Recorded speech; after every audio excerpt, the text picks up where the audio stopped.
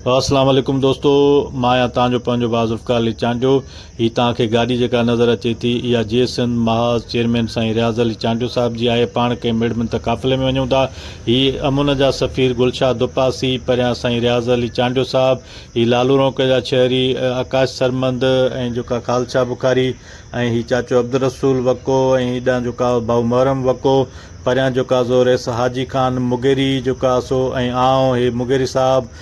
खादम हुसैन चांडियो, मोहरम चांडियो, गफ़ार मिर्ज़ा चाचो इलाही बख़्श ऐं जेका सो ही अख़्तियार मोमनानी, महबूब वको जेका सो ही राणो खान मुगेरी नज़र अचे थो तव्हांखे। ही गुलशाह दुपासी ऐं जेका सो साईं रियाज़ अली चांडियो साहिब पिया आउं बि नज़र अचां थो। हीअ असां मेड़मिन त काफ़िलो वठी वेंदासीं थोरी बिजार, छो त कुझु ॾींहं खां वठी जेका लालू रोक में प्यार जे पाणे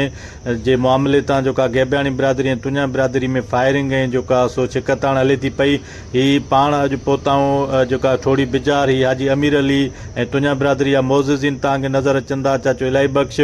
ऐं हीअ जेका सो राणो खान मुगेरी, फ़कीर इस्माइल मुगेरी ऐं ॿिया तव्हांखे नज़र अचनि था। पाण अॼु जेका वेठा आहियूं थोरी बिजार में, थोरी बिजार जे तुंहिंजनि खे जेका मेड़मिन त काफ़िलो कयोसीं त बाबा अमुन कयो, तुंहिंजा बिरादरी इहा मोट ॾिनी त जेका 2 महीननि ताईं फायरबंदी आहे, मोहलत आहे, 2 महीननि में छोकिरी वापसि न कई वई त असां पंहिंजे फ़ैसिले में पाण आज़ादु हूंदासीं।